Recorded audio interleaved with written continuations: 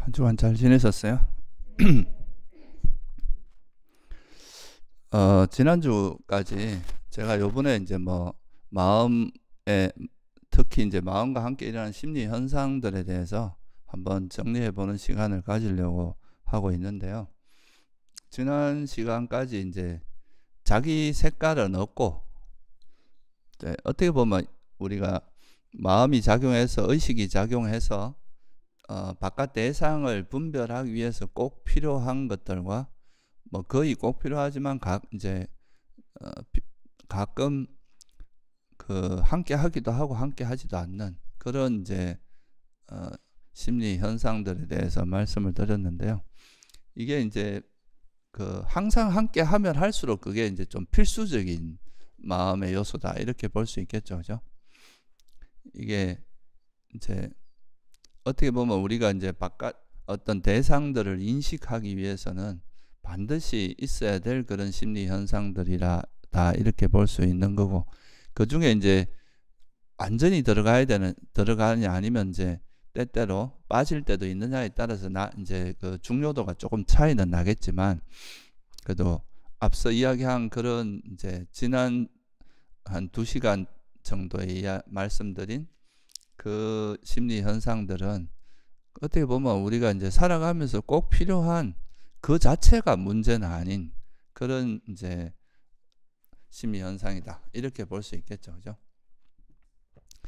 그 자체는 그러니까 오염된 게 아니고 그 자체는 이제 아무 문제가 없는데, 여기에 이제 어떤 오늘 이제 이야기하고자 하는 그런 좀 해로운 법이라고 하는, 소위 말해서 탐욕이나 성냄이나 어리석음, 이런 것들이 이제 이 마음에 결합이 되면 이 전체적으로 이 앞에서 설명드렸던 그런 이제 마음들이 다 전체적으로 좀 해로운 작용이 됩니다. 왜냐하면 이제 이 마음 자체가 가지고 있는 것들에 의해서 오염이 되는 거죠. 이제 맑은 물에다가 파란색을 넣으면 파란 물이 되듯이, 이제 이런 마음들이 결합하면 그 마음의 속성 자체가 우리 마음을 어지럽게 만들고 또 괴롭게 만들고, 그래서 이게 이제 어떤 사물을 있는 그대로 보게 만드는 게 아니라 계속 왜곡해서 보게 만드는 그런 이제 역할을 하기 때문에, 이런 마음들을 우리가 이제 불교에서는 악구살라, 그러니까 유익하지 않다, 그러니까 해롭다라고 표현합니다. 그래서 이걸 뭐 한자로는 불선이라고 번역하죠. 선이 아니다. 근데 이제 오늘 이제 이야기하고자 하는 게 이제 해로운 마음, 그러니까 해로운 심리 현상들에 대한 이야기인데요. 이 해로운 심리 현상은 뭐하고 관계 있느냐 하면은 결국은 이제 집성제하고 관계가 있습니다. 우리가 이제 부처님께서 출가를 하셔가지고 출가할 때 그 어문이 이제 생로병사는, 이 생로병사에서 벗어날 수 있는 방법은 없는가? 이게 이제 당신의 일종의 화두였죠. 문제의식을 가지고 이제 출가를 했는데, 이제 깨달음을 얻고 나서 이렇게 보니까 이 괴로움이 왜 일어나는가를 보니까, 이 괴로움이 일어나는 그 근본에는 집착이 있더라는 걸 발견한 거예요. 그러니까 우리가 이제 살아가면서 어떤 대상과 접촉을 하면 그 대상과 접촉할 때 이제 마음이 일어나거나 식이 발생을 하는데, 그 식이 발생할 때 그냥 이제 이 세상에 있는 현상들은 이제 그냥 자기 나름대로 자기 조건에서 일어났다 사라지는데, 그거를 이제 보통 사람들은 어떻게 하느냐 하면, 내가 원하는 어떤 대상이 나타나면 그것은 꼭 붙들고 어떻게 하길 바래요? 사라지지 않고 영원히 존재하길 바라고 거머쥐는 마음으로 작용하죠, 그죠? 근데 내가 또 원치 않는 대상이 나타나면 이건 좀 없었으면 좋겠다, 사라졌으면 좋겠다, 이렇게 이제 마음이 작용한다는 거예요. 이런 거를 앞에 있는 이제 뭔가 우리가 어떤 대상, 자기가 원하는 대상이 나타났을 때 그거를 거머쥐고 놓지 않으려고 하는 이런 마음을 이제 존재에 대한 가래라고 하고요. 뭔가 이제 내가 원치 않는 대상이 나타나면 이거 좀 없었으면 좋겠어, 안 나타났으면 좋겠어, 사라졌으면 좋겠어, 이렇게 집착을 하는 것은 비존재에 대한 가래라고 합니다. 그래서 이 가래가 이제 괴로움의 근본 원인이더라 이렇게 본 거예요.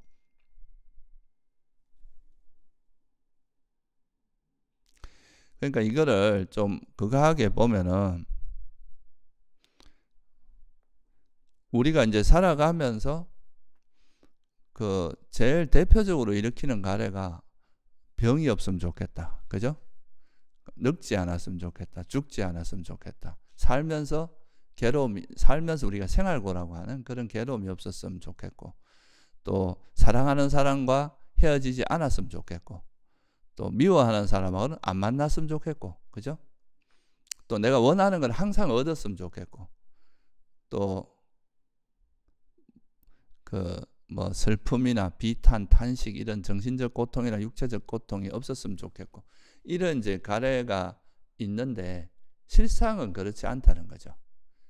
뭐 이 세상은 다 조건 따라 일어난 거기 때문에 우리가 집착하는 태어난 존재는 늙고 병들고 죽을 수밖에 없고, 또 사랑하는 사람과는 언젠가는 또 헤어질 수밖에 없고, 또 미워하는 사람도 살다 보면 만날 수밖에 없고, 또 원하는 걸 다 얻지는 못해요. 아무리 뭐 왕이라 하더라도 자기가 원하는 걸 다 얻지는 못하거든요.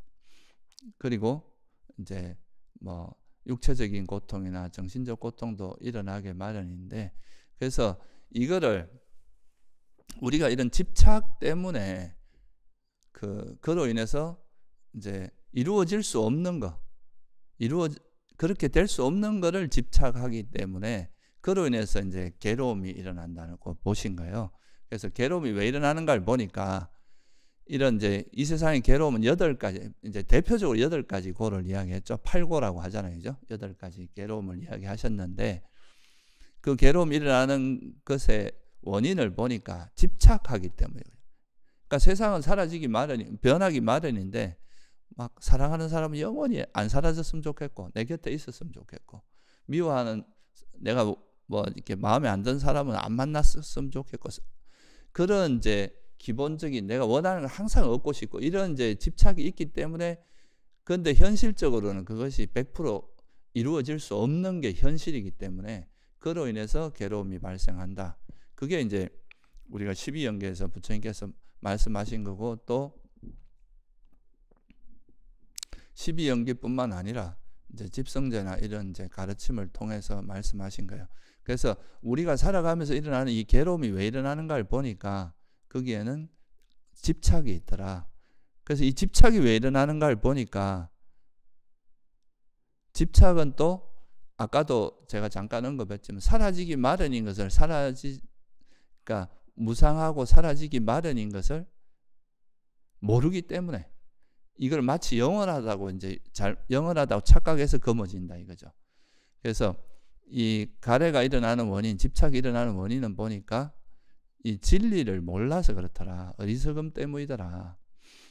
그래서 이렇게 해서 이제 부처님께서 깨달음 얻고 나서 우리 중생들에게 일어나는 그 괴로움의 원인이, 괴로움은 이제 현실이고, 그 괴로움 일어나는 원인을 보니까 가래가 있고 집착이 있고 탐욕이 있고, 그 탐욕의 또 원인을 보니까 이런 무상한 것을 무상하다고 보지 못하는 어리석음이에요. 또 괴로움인 것을 괴로움이라고 보지 못하고, 또 조건 발생인 것을 조건 발생이라고 보지 못하고, 무아인 것을 무아라고 보지 못하는 그런 어리석음 때문이더라. 그런 진리를 모르는 것 때문이다. 그래서 이거를 이제 이 3가지가 부처님께서 바라본 그 괴로움이 일어나는 구조인 거예요. 이게 이제 소위 말해서 이제 욕망이 충족되지 않았을 때 나타나는 그런 정신적인 육체적인 괴로움, 특히 정신적인 괴로움은 성냄이거든요. 그래서 이런 성냄으로 인해서 괴로움이 일어나고, 또 이거의 원인은 탐욕이고, 또 탐욕은 어리석음 때문에 일어나더라. 그래서 이 괴로움이 일어나는 원인을 뭐로 보셨냐면, 이제 가래라고 말씀을 하셨지만 집성제에서는 가래를 조건으로 괴로움이 일어난다 그렇게 말씀하셨죠. 현실 속에서 이렇게 일어나기도 하고, 또 가래가 있으면 죽어서도 다시 내가 이 생에 못다한 걸 또 하고 싶은 욕망이 있습니다. 그래서 이걸 또 다시 계속 그 마음이 또 새로운 우리 몸을 만들어요. 몸이 생기게 만들어. 그러다 보면 계속 태어나서 이제 이 마음이 사실 새로운 몸을 만든다 이렇게 하면 오해의 소지가 있는데, 우리가 이제 죽기 전에 가래가 있으면 이 가래와 업이 조건이 돼 갖고 또 새로운 형태의 태어남이 생기는 거죠. 그래서 그렇게 이제 이어지는 것 때문에 부처님께서는 이제 괴로움의 일어남의 진리를 뭐라고 했냐면 가래라는 한마디로 표현하신 거예요. 그죠? 근데 이 가래라고 표현을 했지만, 가래가 있으면 또는 탐욕이 있으면 그 탐욕의 반작용으로 성냄이 있습니다. 또 이 탐욕이라고 하는 것은 반드시 어리석음을 조건으로 또 일어나요. 그래서 사실은 이제 가래라고 가장 이제 한마디로 표현해서 가래라고 하셨지만, 또 이제 12연기 같은 데서는 보면 무명과 가래로 표현하셨어요. 그러니까 무명을 조건으로 이제 의도적 행위가 있고 뭐 이렇게 쭉, 그러니까 그 가래 때문에 괴로움이 일어나는데, 그 가래가 일어나는 또 원인을 추적해 보니까 무명 때문이더라. 그렇게 나오는 거죠. 그래서 이제 결국은 이 괴로움이 일어나는 것은 한마디로 말해서 탐진치가 이제 기본이 돼 있더라, 이렇게 보신 거죠. 그래서 이제 탐진치를 괴로움이 일어나게 만드는 해로운 마음, 그러니까 괴로움이 일어나게 만드는 건 우리가 열반에 이르는데 도움이 됩니까? 방해가 됩니까? 그래서 이걸 해롭다고 표현하는 겁니다. 여기서 해롭다고 하는 거는 뭐 우리가 세속적인 의미에서 해롭다는 의미가 아니라 열반에 이르는데 해롭다, 방해된다, 이런 의미예요. 괴로움을 소멸하는 데 있어서. 그래서 이제 탐진치로 표현하셨는데, 이 탐진치를 조금 더 세분화해 보면 탐욕이 나타나는 형태가 좀 다양한데, 그 중에서 이제 수행상에서 굉장히 의미가 있는 거를 좀 뽑아 보면 뭐 사견, 자만 이런 것들이 이것도 다 집착을 기반으로 하고 있으니까, 성냄 같은 경우는 질투, 인색, 뭐 후회 이런 것들, 그리고 뭐 어리석음을 기반으로 하는 거는 양심 없고 수치심 없고 또는 덜뜸이라든가 의심이라든가 이런 것들로 이제 조금 더 세분화하면은 이제 이 괴로움이 일어나는 해로운 심리 현상들을 이제 상자부 아비담마에서는 14가지로 구분을 한 겁니다. 그래서 이거는 근데 뭐 지금 말씀에 탐진치라고 하는 이거는 사실 진리고, 이거는 사실은 누구도 부정할 수 없는 팩트 같은 거라고도 볼 수 있어요. 근데 이걸 이제 어떻게 분류하느냐는 또 분류 기준에 따라 굉장히 다양할 수도 있겠죠. 그죠? 좀 더 세분화할 수도 있고, 좀 더 디테일하게 세분화할 수도 있고. 근데 뭐 지금 여기 이제 상자부에서 구성해 놓은 이런 그 분류 자체가 수행하는 데는 상당히 뭐 좀 도움되고 단순하게 접근하기 좋기 때문에, 그냥 이 해로운 심리 현상들에 대해서는 그냥 그걸 기준으로 해서 제가 설명을 드릴게요. 그러니까 우리가 이제 괴로움이 일어나게 만드는 마음의 요소들은 탐욕을 뿌리로 하는 게 있고, 성냄, 어리석음, 이렇게 이게 하나의 뿌리 같은 거예요. 더 엄밀하게 말하면 어리석음이 제일 근원적인 뿌리입니다. 어리석음을 통해서 이제 탐욕, 성냄이라는데, 탐욕과 연관된 그런 이제 해로운 심리 현상들이 있고, 성냄과 연관된 게 있고, 어리석음을 기반으로 한 게 있고, 그래서 요 세 가지를 경전에도 보면 해로움의 뿌리라고 이야기를 합니다. 해로움의 뿌리가 탐욕과 성냄과 어리석음이다, 이렇게 이야기하는 거라서, 우리가 이제 수행을 하면서 결국은 이제 수행을 통해서 해야 될 건 뭐냐 하면, 이 해로운 심리 현상들이 일어났을 때, 이것이 탐욕이구나, 이게 성냄이구나, 자기한테 일어나는 생각의 정체를 정확히 파악해야, 그러면 이제 이 해롭다는 건 뭘 의미합니까? 괴로움을 소멸하는 데 있어 해로우니까 이거는 버려야 될 대상이잖아요. 그죠? 그래서 우리가 집성제를 보통 이야기할 때 버려야 될 진리라고 이야기를 합니다. 집성제는 괴로움이 일어나게 만드는 그 탐진치, 특히 가래를 이야기하기 때문에 이거는 버려야 될 진리다. 그래서 우리가 탐욕을 탐욕이라고 꿰뚫어 안다는 것 자체가 이거는 해로운 거고, 이건 버려야 될 대상이라는 것에 대한 통찰이 있다는 의미도 포함이 돼요. 그래서 이거는 굉장히 중요한 이제 수행의 어떤 시작점이고, 자기 마음을 이제 그냥 막 포장하는 게 아니라 그냥 탐욕은 탐욕으로 보고 성냄은 성냄으로 보고 이렇게 정확하게 자기 마음을 통찰하는 거, 이게 이제 되게 중요한데, 이렇게 하기 위해서는 여러분이 기본적으로 이제 해로운 마음들이 어떤 게 있다는 것에 대한 기본적인 지식은 좀 갖고 있는 게 좋거든요. 그래야 이게 자만이구나, 이게 사견이구나, 뭐 이렇게 이제 우리가 그 일어나는 마음을 정확하게 통찰할 수 있는 그런 이제 기반이 되겠죠, 그죠? 그래서 오늘은 그런 부분에 대해서 좀 간단하게 제가 좀 설명을 드리도록 하겠습니다. 그리고 이제 이 탐진치라고 하는 거는 지금 제가 말씀드렸지만, 우리가 이제 이런 심리 현상들을 공부할 때 이거를 너무 막 하나의 요소처럼, 구슬처럼 생각하면 안 됩니다. 제가 이제 저라는 사람을 이야기할 때 제 머리는 이렇게 생겼고요, 코는 이렇게 생겼고, 눈은 이렇게 생겼고, 손은 이렇게 생겼고, 발은 이렇게 생겼고, 내 몸통은 이렇게 생겼어요. 이렇게 설명을 하려면 이 부분 이야기할 수밖에 없잖아요, 그죠? 근데 이 전체 이것이 그 따로 노는 거라고 할 수는 없을 거 아니에요, 그죠? 이 나라고 하는 이 몸이 전체적으로 움직이는데, 이거를 한꺼번에 이제 내가 일묵이다 이렇게도 말할 수 있지만, 일묵이라고 하는 것은 뭐 이러이러한 몸에서 눈과 귀와 코와 뭐 팔과 다리와 이런 것들로 이루어져 있다 이렇게 말할 수도 있잖아요, 그죠? 그렇다고 해서 이 각각이 따로 노는 건 아니다 이거예요. 손이 움직이는데 머리가 안 쓸 수도 없고 그렇겠죠. 또 머리가 아무리 움직여도 또 손이 없으면 이게 실제 실행할 수도 없을 거 아니에요, 그죠? 그래서 이런 것처럼 이 탐욕, 이제 우리가 이런 심리 현상들을 구분할 때는 이것이 사실은 하나의 마음이 작용할 때 같이 작용하는데, 이 마음의 작용 중에서 이런 부분도 있고 이런 부분도 있고 이렇게 좀 더 구체화시켜서 설명하는 거예요. 그 중에서 특히 해로운 마음 같은 경우는 마치 이제 제가 제 몸에 있는데, 여기서 이제 뭐 바이러스나 뭐가 침투해갖고 내 몸에 상처가 나고 이러면, 이거는 이제 드러내야 내야 내 몸이 건강해질 수 있는 그런 거잖아요. 그러니까 이제 그거는 꼬집어서, 이런 거는 우리가 버릴 수 있는 것이고 버려야 되는 거라는 거를 이해해야, 우리가 뭐 마음 자체를 버릴 수는 없잖아요, 지금, 그죠? 그렇지만 이 마음 일어날 때 그 대상에 대해서 달라붙고 싫어하고 집착하고 이런 마음은 버릴 수 있다 이거예요. 그러니까 그런 것들을 우리가 이제 해로운 마음이라고 하고, 이거는 버려야 될 마음 상태고. 근데 이게 언제부터 생겼냐 이렇게 말하면 부처님도 이거는 알 수 없다 그랬어요. 그러니까 언제부터인지 모르는데 중생들이 이렇게 마음이 오염되어 있었던 거라.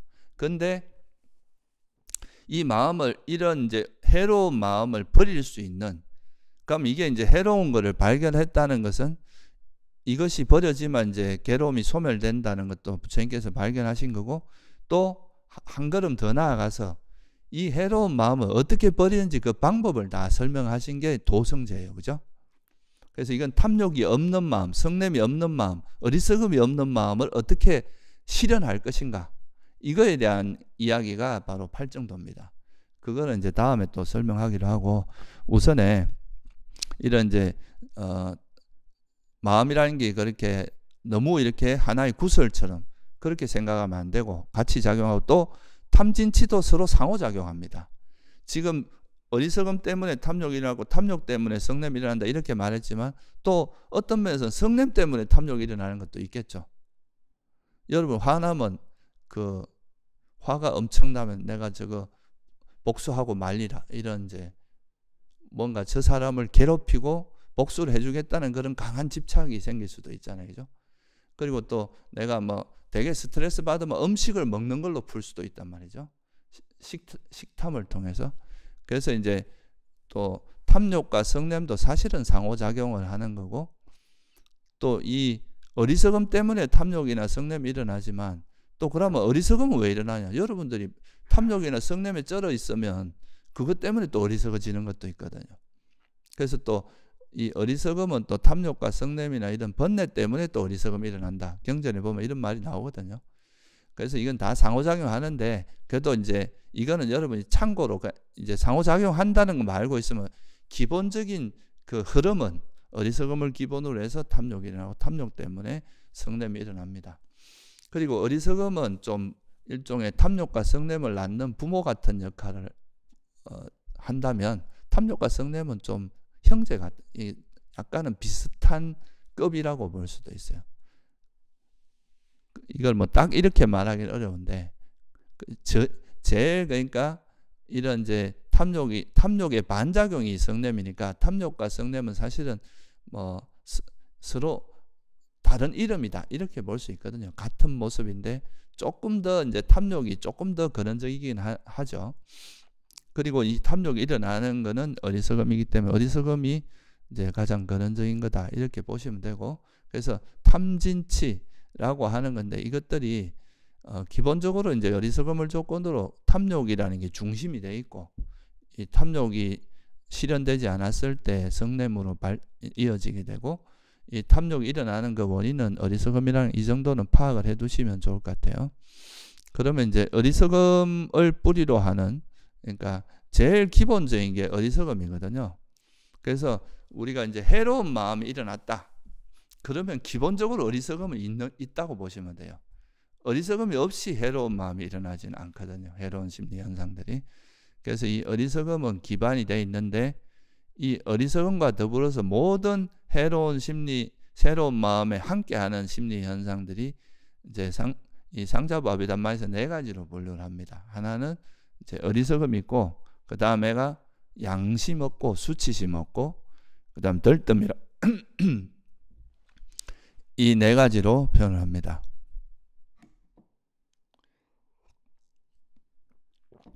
이 불교에서 말하는 어리석음, 그러니까 빨리어로 모하라고 하는데요. 이 어리석음은 단순히 그냥 우리가 무식하다 이런 개념, 세속적인 개념하고 조금 다르게 이해해야 됩니다. 여기서 말하는 어리석음은 진리에 대한 어리석음이에요. 그러니까 특히 영기와 사성제에 대한 진리를 모르는 것, 이게 이제 어리석음의 핵심입니다. 부처님께서 이제 깨달음을 얻으신 것도 영기와 사성제를 이제 영기를 통해서 이제 사성제를 깨달으심으로써 사실은 괴로움에서 탐진치를 소멸한 거기 때문에, 결국은 이제 당신이 깨닫고 나서 보니까 이 영기와 사성제를 모르는 것 때문에 이 탐욕이 일어났구나 이렇게 이제 파악하게 되신 거거든요. 그래서 이제 불교에서 말하는 어리석음은 그냥 일반적으로 말하는 어리석음이 아니라 그 영기와 사성제에 대한 어리석음이다. 특히 이제 영기라는 건 조건 발생이라는 거잖아요. 이 세상이, 그죠? 그러니까 이 세상은 조건 발생이니까 조건이 이제 다 하거나 조건이 바뀌어 버리면 그 현재 상태는 무너질 수밖에 없다는 거죠. 아무리 현재 상태가 견고한 것처럼 보여도 이게 어느 정도 조건의 변화가 일어나면 무너질 수밖에 없습니다. 우리가 불과 뭐 한 3년 전만 해도 이런 뭐 코로나가 전 세계를 덮칠 거라고 아무도 생각 안 했을 거예요. 그죠? 그런데 이게 어느 순간에 이렇게 어떤 조건의 변화가 생기니까 세상이 확 변하잖아요. 이런 게 이제 우리에게 일어나는 모든 건 다 조건 따라 일어나는 거라서 변하기 마련이다. 우리가 접하는 거는 어떤 것도 영원한 것은 없다. 이게 이제 불교에서 바라본 첫 번째 진리고, 또 영원한 게 없다는 것은 현재 이 상태가 만족스럽지 못하다는 걸 의미합니다. 우리가 이게 영원하고, 예를 들어서 내가 지금 나의 그런 젊음이나 이런 지혜 이런 게 영원하다면 그거는 만족스러운 거잖아요. 바뀌지 않는다면. 근데 영원하지 않다는 것은 이것이 만족스럽지 못하다, 불만족스러운 것이다, 이런 의미가 있기 때문에 이것 자체가 또 불확실하고, 사실 이 우리 인생이라고 하는 건 참 불확실하잖아요. 그죠? 한 치 앞도 사람이 아침에 일본의 그 총리가 아침에 그 연설하러 나갈 때 자기가 그날 죽을 거라고는 전혀 생각지 않았을 겁니다. 근데도 어떤 그런 일이 벌어지잖아요. 그죠? 그러니까 우리 앞에 닥쳐올 일은 진짜 한 치 앞을 예상할 수 없어요. 그냥 막연히 그냥 이래 흘러오니까 그럴 것이다라고 그냥 막연히 추측하는 거지, 실제로 어떻게 될지는 알 수 없잖아요. 이게 변하는 거의 속성이 그렇습니다. 그래서 불확실성, 그래서 괴로움이고 무아라는, 또 그러니까 내 맘대로 될 수가 없잖아요. 사라지기 마련인 걸 내가 사라지지 말라 한다고 해서 되는 것도 아니고, 괴로움인 것을 내가 영원히 행복하라 한다고 내 말을 듣는 게 아니잖아요. 그러니까 이거는 이제 우리에게 일어나는 현상은 내가 통제할 수 있는 것이 한계가 있다는 거예요. 뭐 우리가 선한 마음 일으키고 불선한 건 버리고 이런 거는 가능한 일이지만 이것 자체를 사라지지 말라 하거나 아예 괴로움을 얻고 행복만 있길 바라거나 이건 안 되는 거죠. 그래서 무하다. 이런 거에 대해서 모르기 때문에 자꾸 집착한다는 거예요. 영원히 내가 살고 싶고 영원히 내가 이제 사랑하는 사람과 영원히 지내고 싶고 내가 원치 않는 사람 아예 안 보고 싶고 이 조건이 바뀌면은 뭐 사랑하는 사람도 많이 죽음이 오거나 병이 들거나 하면 헤어져야 되고 조건이 안 맞아서 헤어질 수도 있고 또 병이 들면 죽어야 되고 죽어서 헤어질 수도 있고 이런 변수가 있을 수밖에 없는데 그거를 사랑하는 사람을 거머쥐고 집착하고 이렇게 미워하는 사람을 안 만나고 싶고 이런 것들이 다 어리석어서 그렇다 이거죠. 변하기 마련이라는 걸 알면 그렇지 않고 그냥 인연 따라 만나면 만났다가 헤어지면 헤어지고 그러니까 뭐 그렇게 이해하면서 놓아버릴 수 있는 건데 조건의 변화를 이해하지 못하기 때문에 과거에 자기가 좋았던 거나 뭐 이런 걸 자꾸 이제 기억하면서 거기에 대해 집착하는 거죠. 그래서 만난 사람은 회자정리 만나면 헤어지기 마련이고 거자필반 그러니까 떠난 사람은 또 만나게 돼 있다. 이런 이제 중국 말이 있어요. 그러니까 이런 말처럼 그러니까 우리가 이제 인연이라는 건 그렇게 변하기 마련이라는 걸 이해하고 하면은 그 이제 애착을 놓아버리면 괴로움이 덜한데 이것 때문에 이제 괴로움이 일어난다. 이렇게 보는 겁니다. 그래서 이 불교에서 말하는 어리석음은 조건에 대한 어리석음. 그러니까 이게 이제 조건을 알면 이 세상은 다 무상고무한한 거 아니까 고성제에 대해서도 알게 되겠죠. 이거 변하기 마련인 거 집착하는 이것 때문에 괴로움이라는 집성제도 알게 되고 이게 버려진 게 괴로움의 소멸이라는 멸성제도 알게 되고 탐진치를 버리는 방법이 팔정도라는 것도 아는 것. 이게 바로 불교에서 말하는 지혜고 이거를 모르는 게 어리석음이다 이거예요. 그래서 경전에서도 이제 바른견해경이라는 경에 보면 뭐를 무명이라고 어리석음이라고 하느냐 괴로움에 대해서 알지 못하고 괴로움의 일어남에 대해서 알지 못하고 괴로움 소멸 괴로움의 소멸로 인도하는 도닦음에 대해서 알지 못하는 것을 어리석음이라고 한다. 역으로 말하면 이걸 아는 게 뭐가 되겠어요? 지혜인 거예요. 그래서 어리석음을 이제 어리석음의 반대가 아모하거든요. 어리석음, 없음 이걸 지혜라고 동의어입니다. 동의어. 그렇게 이야기하게 됩니다. 그래서 불교에서 말하는 건 이 이제 연기나 사성제를 모르는 게 바로 어리석음이다 하는 거 그거를 좀 아시면 좋겠고요. 그래서 이거는 결국 그런 거예요. 여러분이 조금 쉽게 이야기하면 이 세상이 변하기 마련이라는 거 이런 걸 모르는 게 어리석음이고 그죠?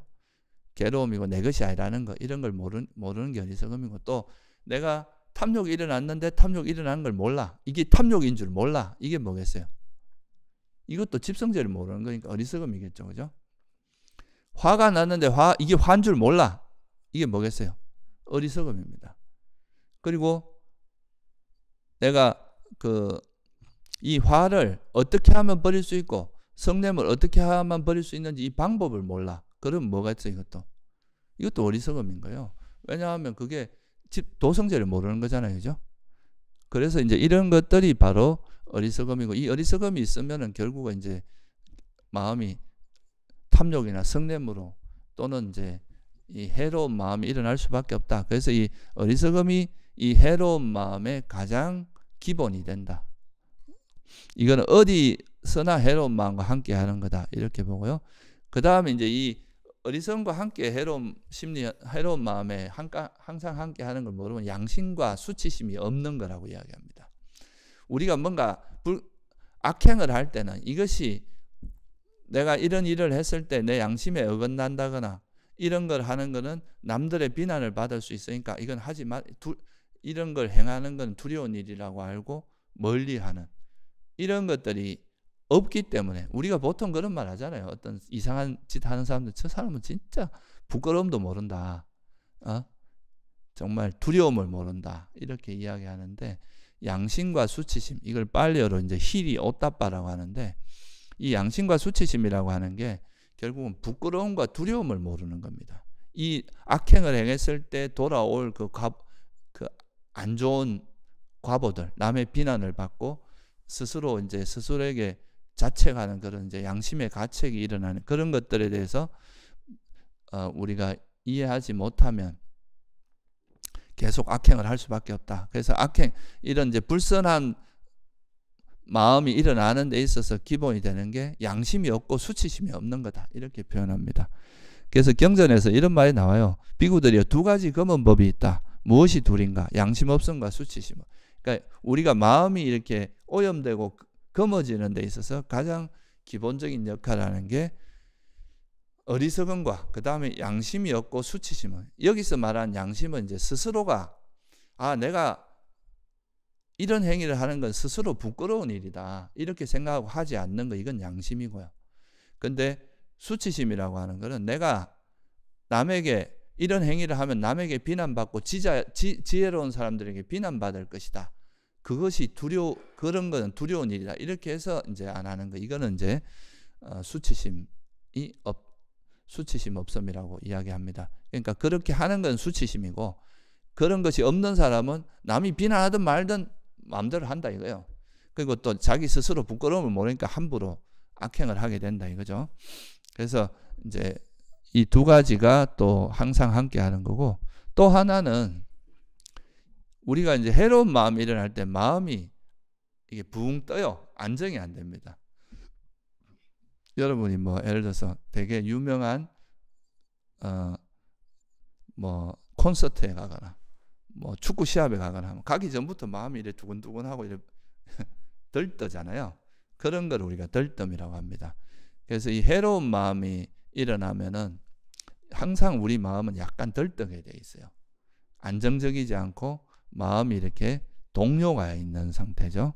이런 거를 들뜨면, 이건 이제 빨리어로 웃다자라고 하는데요. 이 원어가 뜻이 되게 재밌는 게 우라는 게 위라는 뜻이거든요. 그 다음에 이제 다자라고 하는 게 뭐뭇에 두다 이런 뜻이에요. 그러니까 마음이 위에 항상 있는 거예요.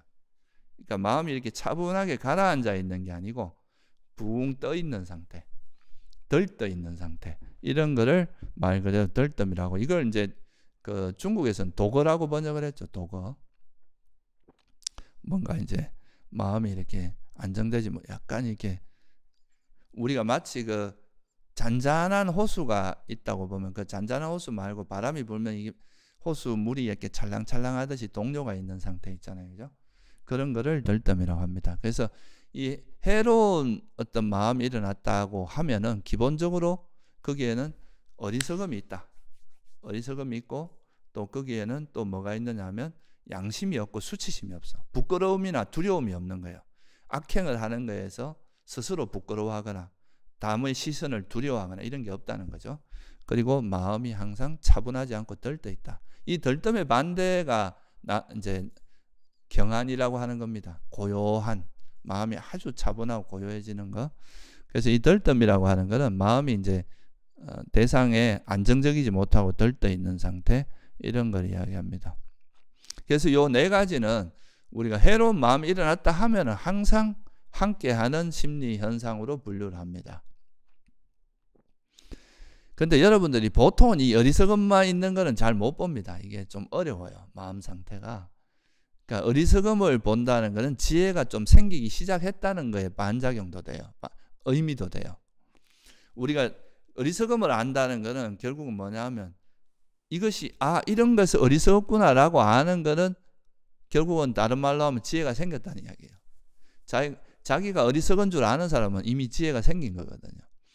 그래서 이게 보통은 이제 초보자들이 일반적으로 이제 우리가 해로운 마음을 경험하는 거는 주로 탐욕 아니면 성냄이에요.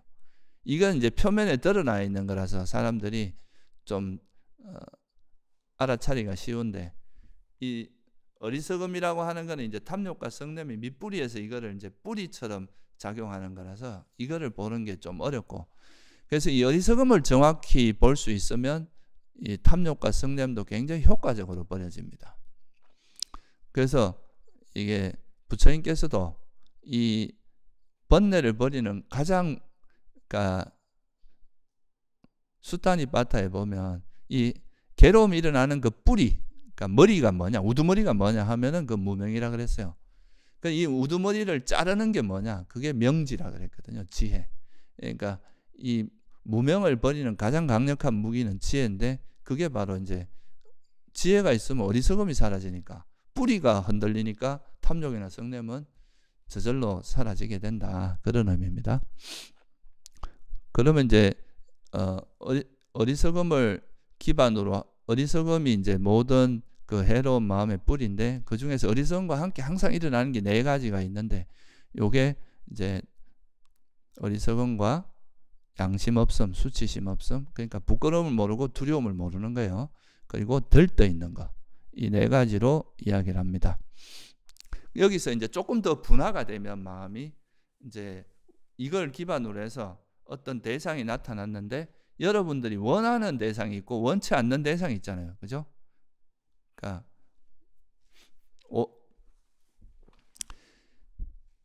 자기가 이제 좀 선호하고 원하는 대상이 나타날 때는 보통은 이제 그 대상에 대해서 뭐가 일어나면 앞서 이야기한 행복한 느낌이 일어납니다. 그래서 이 느낌에 일어나면서 달콤함을 느끼기 때문에 여기에서는 보통 뭐가 달라붙게 되겠어요? 이 탐욕이 일어나게 되고요.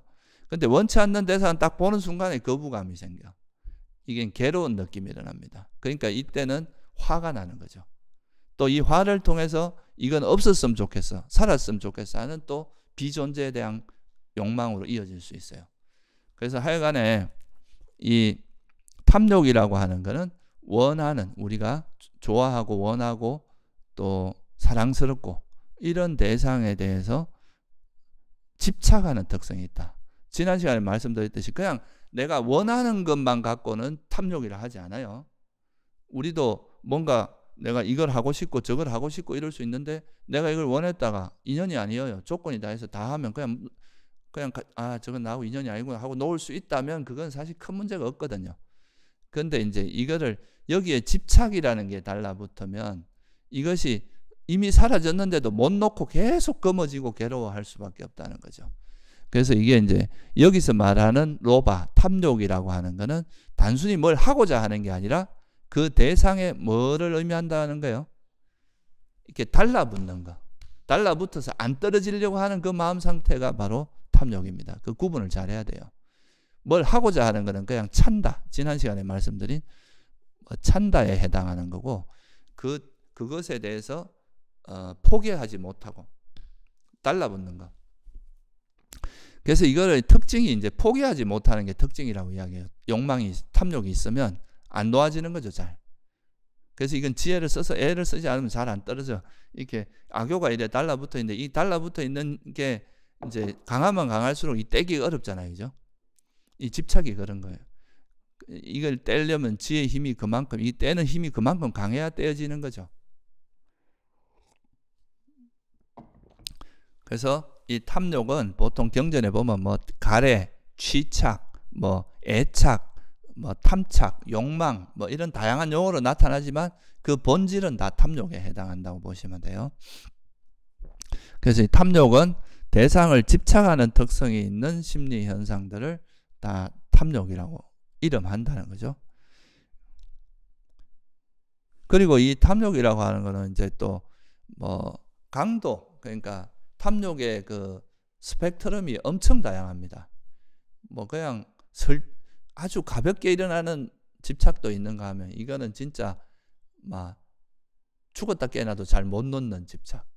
예를 들면 우리가 보통 사람들이 윤회하게 만드는 감각적 욕망에 대한 가래, 뭐 존재에 대한 가래, 이런 것들은 뭐 셀 수 없는 생을 거듭해도 잘 못 놓고 계속 윤회하고 있는 거잖아요, 그죠? 그만큼 이건 이제 놓기가 어려운 것들도 있고, 또 어떤 거는 그냥 뭐 가볍게 놓을 수 있는 그런 집착도 있습니다. 지나가다가 그냥 뭐 이렇게 밭에 있는 뭐 토마토가 있어요. 그걸 보고 아 맛있겠네 이라고 잠시 저거 따먹을까 하고 달라붙다가 또 마음이 금방 이렇게 아 저건 아니지 하고 딱 놓을 수 있잖아요. 이런 거는 가볍게 일어나는 거는 그렇게 심각하지 않은데, 계속 반복되고 그것이 오랜 시간 누적된 욕망일수록, 탐욕일수록 버리기가 굉장히 어렵습니다. 그래서 이런 것이 탐욕의 특징이다. 그래서 여러분들이 보통 이제 아까도 서두에 말씀드렸지만 그 사랑하는 사람에 대한 집착, 이거는 굉장히 강한 거거든요. 놓기 힘들잖아요. 또 미워하는 사람하고 안 보고 싶은 욕망, 죽지 않고 싶은 욕망, 병들지 않고 싶은 욕망, 이런 것들은 굉장히 이제 고질적이고 강력한 그런 형태다. 그래서 욕망이 주로 나타나는 형태가 그런 것들이다. 자기가 원하는 대상, 사랑스러운 대상, 그런 것들을 거머쥐고 놓지 않으려고 하는. 이게 뭐 물욕도 있지만 정신적인 것에 대한 욕망도 많고, 이런 욕망은 정말 다양합니다. 또 여러분이 지금은 이제 사회 생활 속에서 경험하는 그런 거에 대한 집착이지만, 또 수행을 하다 보면 수행으로 인해서 나타나는 그 현상에 대한 또 집착들이 많거든요. 이건 또 새로운 대상이라서 또 이거에 대한 또 집착도 만만치 않습니다. 또 특히나 뭐 선정이나 지혜 이런 거는 굉장히 달콤한 대상이기 때문에 이거에 대해서 집착을 놓는 게 굉장히 어려워요. 그래서 이거는 그 소위 안아함 정도 돼도 이게 잘 안 놓아지거든요. 욕계나 색계에 대한 욕계나 색계에 대한 욕망, 이런 거는 안 놓아지기 때문에 이제 안아함이 죽어서 욕계는 안 태어나지만 색계나 무색계에 태어난다고 그렇게 이야기하는 거죠. 그래서 이게 이제 탐욕의 기본이고요. 그런 탐욕이 보통 이제 우리가 일상적으로 살아가다 보면 제일 많이 일어나는 곳이 뭡니까? 내 생각, 내 견해, 그죠? 견해에 대한 집착으로 가는 게 바로 사견은 이제 그릇된 견해인데, 보통 이 사견이 있으면 그게 집착을 합니다. 그래서 집착과 함께 하기 때문에 보통 이제 자기가 가진 진리에 부합되지 않은 그런 견해를 고집하는 거, 이게 바로 이제 그 그릇된 견해를 가지는 거, 이게 바로 또 탐욕의 뿌리를 둔 마음 중에 하나입니다. 그릇된 견해 자체는 사실은 그 자체는 잘못된 견해인데, 이거는 탐욕을 뿌리로 하고 있기 때문에 여기 집착이 항상 함께 하게 돼요. 그릇된 견해를 가진 사람들은 보통 거기에 대해서 자기께 옳다고 주장하는 쪽으로 가게 돼 있거든요. 그래서 이런 그릇된 견해는 이제 진리하고 부합되지 않는 견해. 예를 들면 뭐가 있겠어요? 인간은 없어, 이런 거 있잖아요, 그죠? 무슨 짓을 해도 상관없어, 이런 것도 사견에 해당하고, 나라고 하는 건 영원한 게 있다, 영혼이 있다, 나라는 거 있다, 이렇게 말하는 것도 뭐가 돼요? 이것도 대표적인 사견에 해당합니다. 그리고 여러분들이 살다 보면 주로 뭐 합니까? 이건 내 생각, 이건 내 거, 이것도 내 거, 이건 내 컵, 이건 내 태블릿, 이렇게 이거를 나의 것이라고 생각하거나, 나라고 또는 이제 이 몸을 나라고 생각하거나, 이 생각을 나라고 생각할 수도 있잖아요. 그러니까 이런 게 이제 대표적으로 이건 수행상에서 가장 중요한 유신견이라고 하는 겁니다. 그러니까 우리가 접하고 있는 것들을 나라고 생각하거나, 또는 나의 자아라고 생각하거나, 내 것이라고 생각하거나, 이런 것들은 다 유신견에 해당해요. 그러니까 뭐 여러분 이거 없는 것 같아도 실제로 보면 맨날 이제 다 조금은 왜 내 생각, 이건 내 거야, 내 생각이야, 이렇게 하고, 또 사람들이 이제 보통 이제 관계 속에서 인간관계 할 때 가장 많이 부딪히는 게 뭡니까? 견해 차이죠, 그죠? 다 자기 거 주장하고, 이게 옳다고 주장하면 자기하고 다른 생각들이 있으면 그거를 아예 틀렸다고 생각하거나, 그런 말을 하는 것 자체에서 화를 내고 이렇게 하잖아요. 그게 왜 그렇게 했어요? 이 생각을 나와 동일시하기 때문에 그렇습니다. 이걸 나라고 생각하기 때문에. 그러니까 이게 이제 이런 것들이 다 괴로움을 불러일으키는 대표적인 그런 이제 번뇌들인 거죠. 특히 이 사견, 이게 굉장히 그 뿌리 깊은 그 집착입니다. 특히 우리가 이제 예를 들어서 인과가 없다거나, 영원성을 이야기하거나, 또는 그 자아가 있다고 생각, 이런 거는 약간 그래도 조금 인과가 없다고 생각하면 죽으면 끝이라고 생각하거나, 이런 견해들은 좀 거친 거라서 이런 건 웬만큼 수행한 사람에게는 없는데, 수행이 깊어지면 깊어질수록 그게 뚜렷하게 나타나는 게 뭐냐 하면 바로 유신견입니다. 이게 그 사람들이 전부 다 이제 뭔가 자기가 경험하고 생각하고 알게 된 것들을 나라고 생각하는 그런 게 굉장히 강해져요. 그래서 뭐 삼매도 이거 내 거, 내가 경험한 거야 이렇게 생각한다는, 지혜가 생겨도 아 이건 내가 좀 내가 내 거야 이렇게 생각하거나. 그래서 이 유신견이 버려지지 않으면 절대 수다원이 안 돼요. 불교에서 말하는 이 이제 초기 불교에서 말하는 첫 번째 깨달음이 수다원인데, 이 수다원의 가장 큰 특징은 유신견이 버려지는 거거든요. 그러니까 이 유신견이 버려지지 않은 사람이 아무리 수행해서 좋은 경험을 하고 신비한 경험을 하고 한다고 해서 그게 불교에서 말하는 깨달음하고는 어떻게 보면 직접적인 연관이 있는 게 아닙니다. 불교에서 말하는 깨달음의 첫 번째 고리는 그 수행을 통해서 자기가 가지고 있는 어떤 사견을 깨고, 특히 유신견이라고 하는, 이 수행이 깊어질수록 이제 유신견이 남거든요. 이 유신견이라고 하는 거를 철저히 부수지 않고서, 이걸 부수는 방법은 이제 바른 견해가 확립되는 거거든요. 이 연기나 사성제에 대한, 특히 연기에 대한 것이 이제 확립되면은 이것이 다 조건 발생인 걸 알아서 여기에 대해서 내 거라고 생각하는 이런 마음이 사라질 수 있는데, 그래서 그게 이제 되지 않으면 사실은 이제 수다원이 될 수는 없다. 그래서 우리가 아무리 수행해서 뭐 정말 남들이 보기에 대단하고 막 이상한 경험을 해도 그런 사람들이 결국 가서 뭐 어떻게 하냐면 자기가 가진 능력을 가지고 명예 활용하거나 돈벌이 활용하거나 이런 쪽으로 다 흘러가요. 대부분의 사람들이 그렇습니다.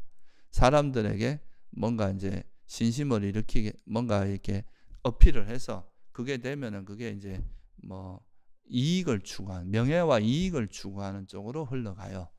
그거 왜냐하면 내가 가진 이게 나라고 하는 유신견이 이게 깨지지 않았기 때문에 그런 거거든요.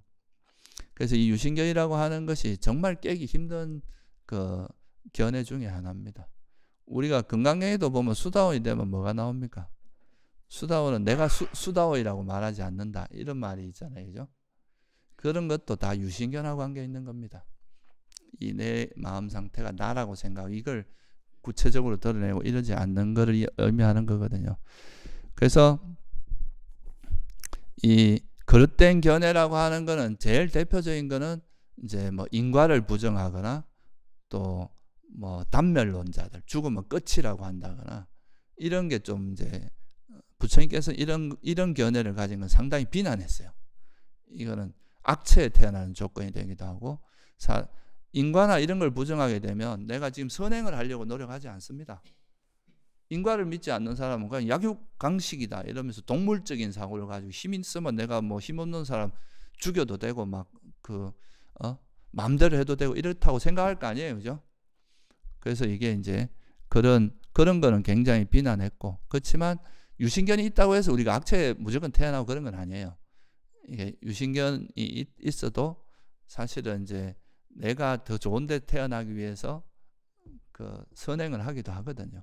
그렇지만 이 유신견이 버려지지 않으면 이제 수다원이 될 수는 없어요. 그래서 이제 이 그릇된 견해 중에서는 가장 버리기 힘든고 또 우리가 수행상에서 굉장히 의미 있는 것이 바로 유신견인데, 이거는 여러분이 평소에도 잘 살펴보면 끊임없이 내가 뭐 하는 행위에마다 유신견이 깔려 있다는 걸 발견할 수 있어요.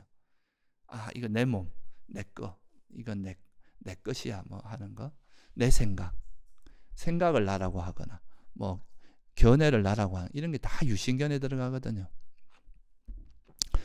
그래서 그게 그릇된 견해다. 그래서 이 부처님께서 이거를 비구들이요, 이것과 다른 어떤 단 하나의 법도 이렇듯 크게 비난받을 것을 나는 보지 못하나니 그것은 바로 그릇된 견해, 삿된 견해다, 사견이다. 사견은 크게 비난받아야 할 것이다. 이렇게. 왜냐하면 이 사견이 있으면은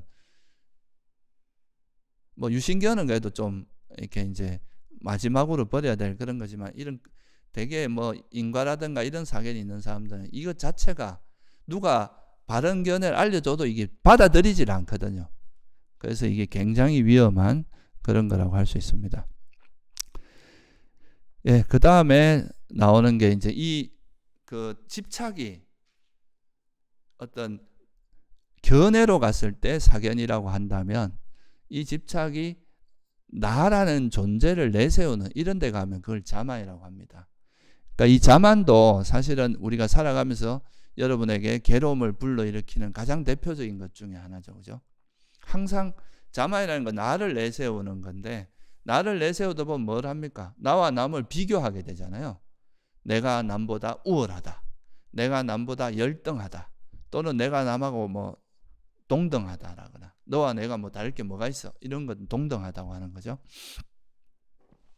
이렇게 이제 비교하면서 내가 우월하다고 생각하는데 나보다 조금 더 우월해 보는 사람이 나오면 엄청 또 자존심 상하고 그것 때문에 괴로워하거든요.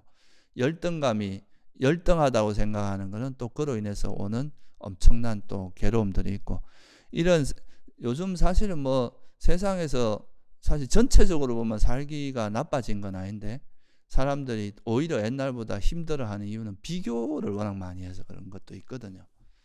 워낙 현재 내가 살아가는 거하고 또 뭐 드라마나 이런 이제 우리가 눈으로 보이는 거는 굉장히 최고급으로 살아가는 그런 상류층의 삶을 이제 많이 보다 보니까 그런 거하고 이렇게 비교하면서 이제 본인의 삶을 되게 이제 저열하다 생각하고 이렇게 되는데, 그거는 너무 이제 물질적인 것만 갖고 기준을 삼으면 안 되거든요.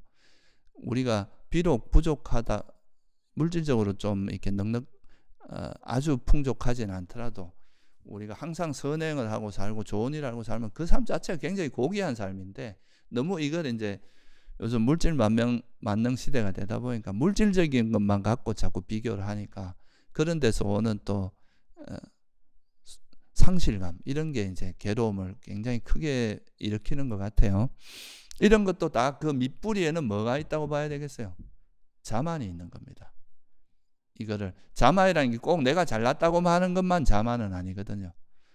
이 불교에서 말하는 자만은 그 마하나라고 하는 이 뜻, 빨리어로 마하나라고 하는데, 이 마하나가 생각하다는 뜻이에요. 그러니까 나를 생각하다, 이런 뜻입니다. 그러니까 항상 나와 남을 이렇게 나를 이렇게 딱 내세우니까 내가 있으면 또 남도 있고, 나와 남을 비교하면서 내가 더 우월해야 되고, 이게 이제 여기 욕망이 들어가니까 내가 더 우월해야 되고 내가 더 잘나야 되고, 이런 식이니까 그게 이루어지지 않으면 엄청나게 괴로워하고 그것 때문에 고통을 겪고 그런 거죠.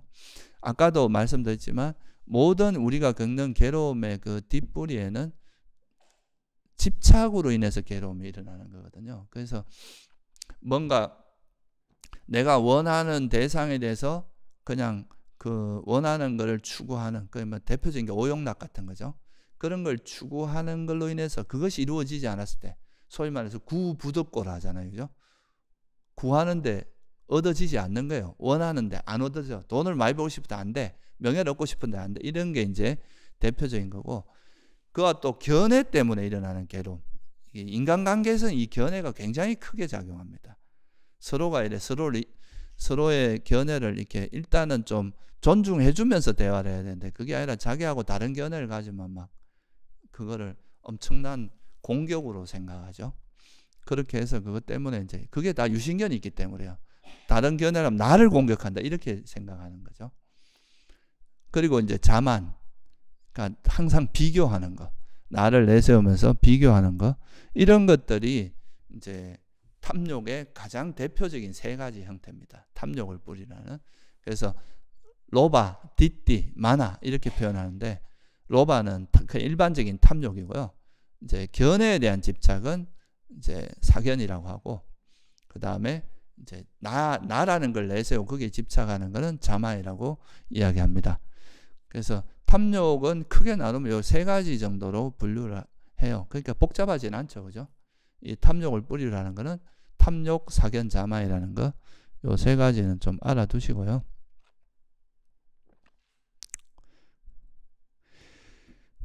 그 다음에는 이제 성냄을 뿌리로 하는 심리 현상이 있는데요. 성냄은 이제 이 욕망이, 우리가 집착하는 것이 있는데 그 집착하는 것에 반작용으로 일어난다 그랬잖아요, 그죠? 그러니까 이거는 이제 대상을 싫어하는, 그러니까 이 성냄은 보통 이제 탐욕은 내가 원하고 좋아하고 사랑스럽고 달콤한 대상에 대해서 일어나요. 그런데 성냄은 어때요? 내가 원하지도 않고 혐오스럽고 싫어하고 이런 대상, 그러니까 원치 않는 대상에 대해서는 보통 성냄이 일어납니다. 싫어하는 거죠. 한마디로. 저거는 보기 싫어, 안 보고 싶어, 이렇게 되는 거죠. 근데 이 성냄은 기본적으로 성냄이 일어날 때는 반드시 뭐가 동반되느냐 하면 정신적인 괴로움이 동반됩니다. 그래서 성냄이 일어나는 것 자체가 괴로움이에요.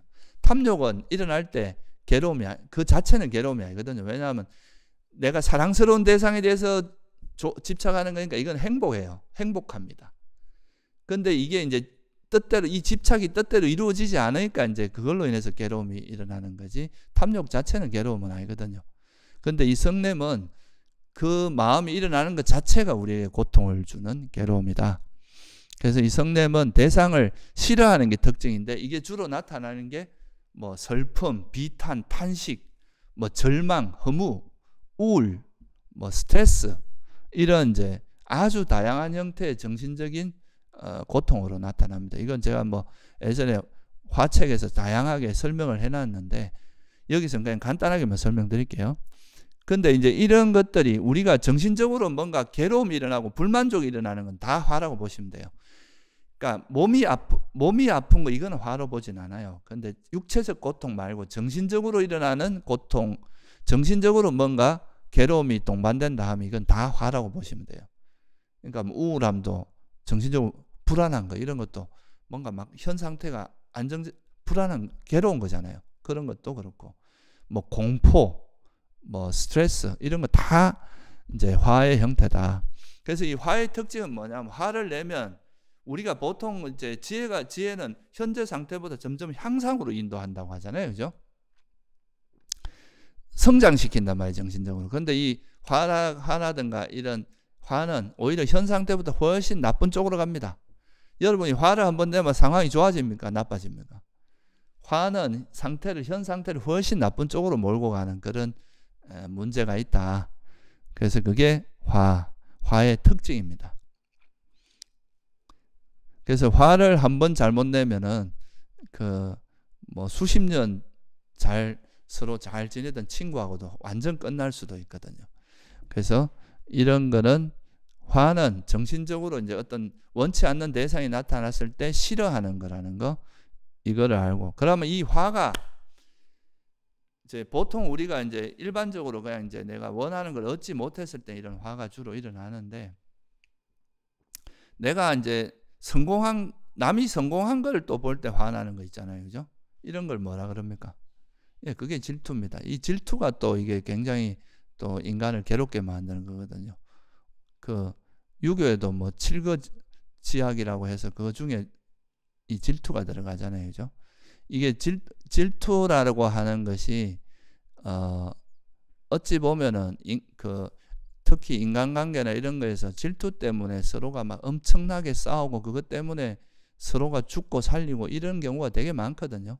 요즘 뭐 연예계 같은 데서도 보면 자기가 이제 잘 나가다가 나보다 더 나은 사람이 있으면 그거 질투가 생기잖아요. 그로 인해서 오는 고통, 이런 게 엄청 많거든요. 그래서 이 질투라고 하는 게 우리 인간사에 있어서 역사적으로 보면 질투 때문에 사람을 죽이고 살리고 뭐 역사가 바뀌고 이런 경우도 굉장히 많습니다. 그래서 이 질투라고 하는 거는 타인이 잘 되는 걸 못 보는 거예요. 이걸 버리는 방법이 뭐겠어요? 함께 기뻐하는 겁니다. 아, 잘했다. 너 잘 돼서 정말 좋다. 이렇게 싸도 해주면서 같이 기뻐하는 거. 이게 이제 질투를 버리는데 아주 도움이 되겠죠. 그래서 질투는 타인의 성공을 싫어하는 거예요. 그 반대가 인색함입니다. 이거는 내가 성공했는데 남하고 나누기 싫어하는 거예요. 그러니까 내가 뭐 성공해서 이제 돈을 많이 벌었는데 이걸 좀 어려운 사람을 위해서 기부하고 이런 걸 싫어하는, 이런 걸 인색함이라고 하죠. 그죠?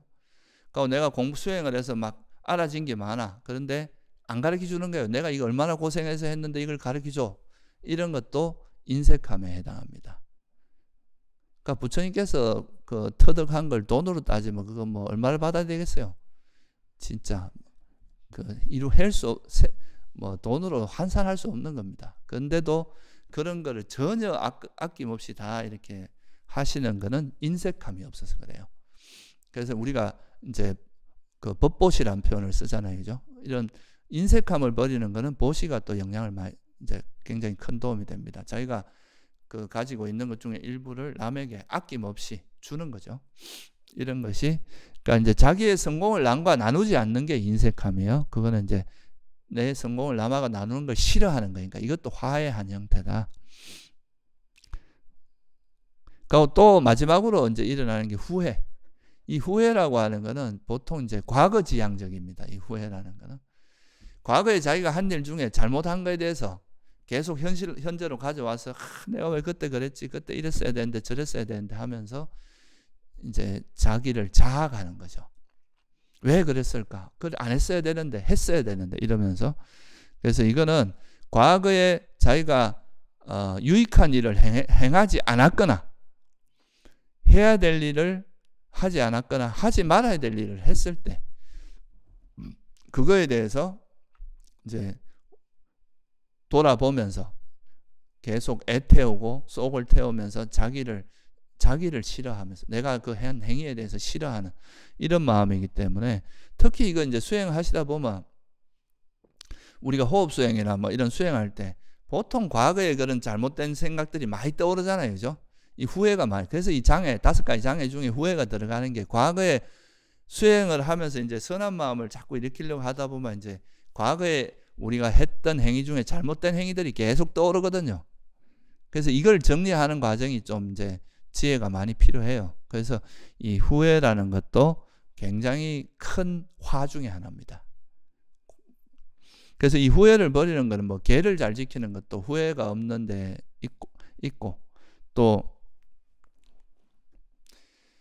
우리가 과거에 일어났던 건 다 조건 따라 일어난 거기 때문에 이미 사라져 버린 거라고 생각하고 그걸 실체화하지 않는 것 이런 것도 후회를 버리는 데 되게 많이 도움이 됩니다.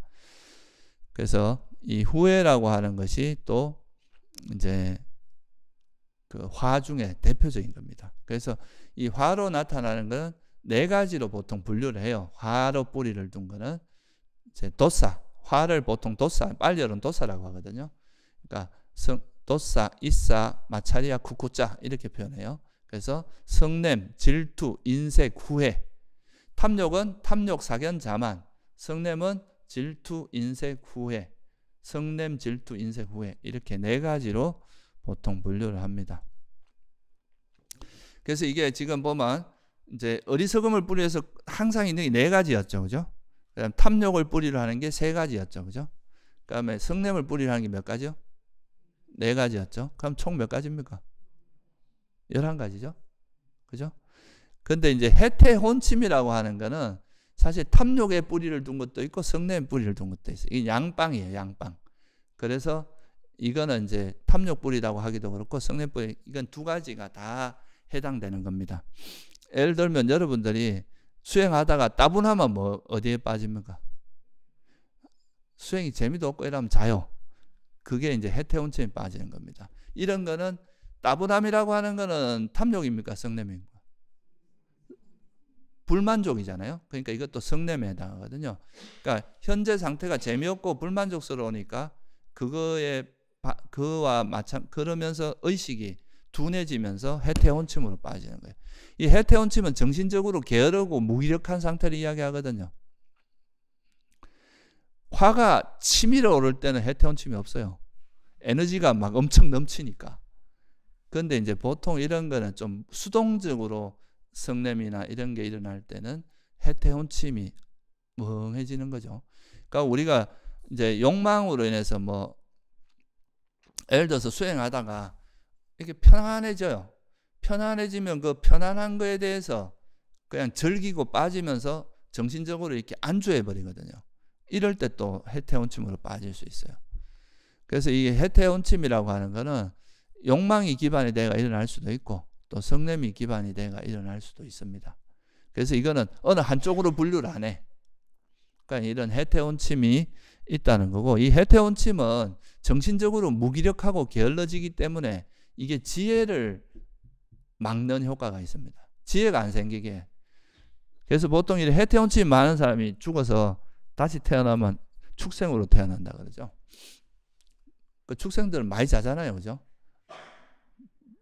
뭐 보통 보면 뭐 곰도 한 6개월 자고 뱀도 한 6개월 자고 그저 뭐 사자도 뭐 먹이 잡을 때 한 4시간 정도 일하고 20시간 정도 자고 이런다 그러거든.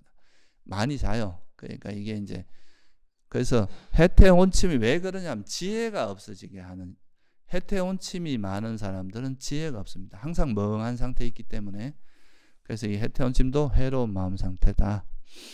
그래서 이거는 이제 탐욕과 성냄을 또 두 가지를 동시에 뿌리를 한다고 볼 수 있고, 마지막으로 의심이라고 하는 게 있어요. 이 의심은 계속 이렇게 이게 맞나 저게 맞나 이래저래 헤매는 거니까 이건 뭐가 뿌리로 한다고 봐야 되겠어요? 뭐가 뭔지 모르잖아요. 그죠? 어리석음 때문에 그렇습니다. 뭔가 판단이 안 되고 어리석기 때문에 이게 맞나 저게 맞나 계속 헤매고 있는 상태니까 이거는 어리석은 뿌리가 항상 있는 건 아니니까 이건 때때로 일어나는 거죠. 그래서 이거를 비유할 때 뭐로 비유하느냐 하면 의심을 지도도 나침반도 없이 사막에서 길을 찾는 거에 비유를 해요. 사막에 놓아지면 뭐 어디가 맞는지 뭐 이 길이 맞나 하다가 또 아니야 이 길이 맞나 하다가 계속 이렇게 헤매게 되잖아요. 그러면 헤매면서 의심하게 되죠. 이게 바로 의심의 특징입니다. 그래서 이 의심은 그 어리석음을 기반으로 하고 있고 항상 이게 맞나 저게 맞나. 그러고 뭐 여러분이 수행할 때 같으면 진짜 이 호흡 수행을 통해서 내가 진짜 선정에 들 수 있나? 이거 뭐 한다고 내가 수행에 나한테 이익이 될까? 선한 법을 행한다고 진짜 내가 나중에 좋은 과보가 올까? 이런 걸 의심하는 게 다 이 의심에 들어갑니다. 그러니까 부처님이 말씀하신 그런 법에 대해서 진리에 대해서 의심하는 거죠. 의심의 반대는 믿음이잖아요. 신심이잖아요. 그죠? 그러니까 안 믿으니까 실천도 잘 하기 힘들어집니다. 우리가 사실 살아가면서 이런 그 선업을 행하면 그것이 분명히 우리에게 이익이 되고 결국에는 이 선업의 힘으로 내가 좋아질 수 있다는 것을 확신해야 그거를 실천할 수 있거든요. 그거를 믿지 못하면 눈앞에 있는 이익에 더 마음이 가잖아요. 그죠? 눈앞에 당장 있는 내가 뭐 약간 악행을 하더라도 요 당장 얻은 게 나한테는 이익이다 생각하고 할 수도 있는데 우리가 인과에 대한 확고한 믿음이 있는 사람은 절대 그래 안 할 거 아니에요. 그죠? 조금 돌아가더라도 선업을 행할 거 아니에요. 그죠? 이런 게 다 이제 믿음에 해당하는데 이거의 반대가 의심이에요. 이런 걸 안 믿으면 이런 걸 의심하면 이제 수행을 안 하겠죠.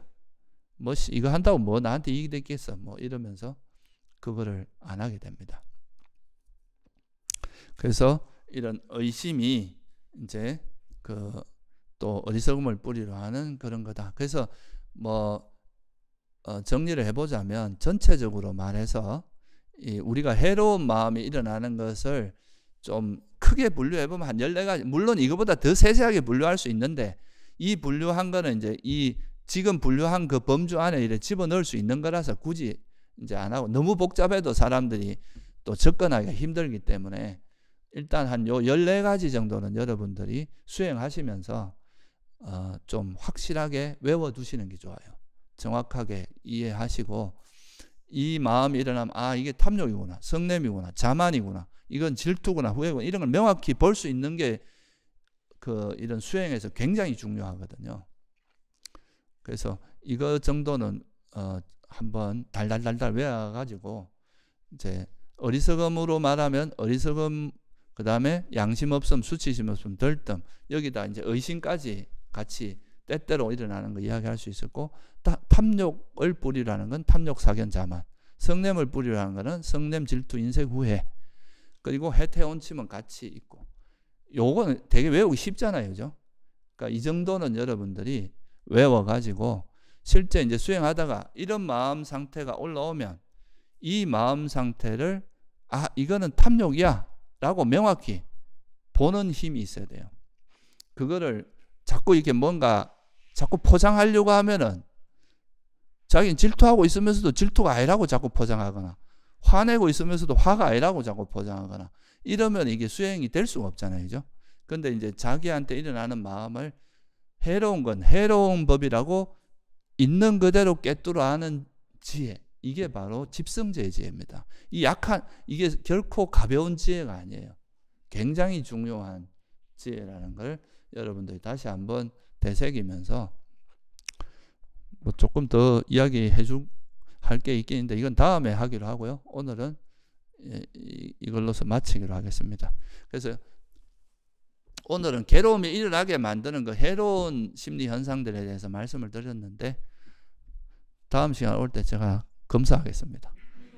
다 외워오세요. 예, 오늘 여기 마치겠습니다.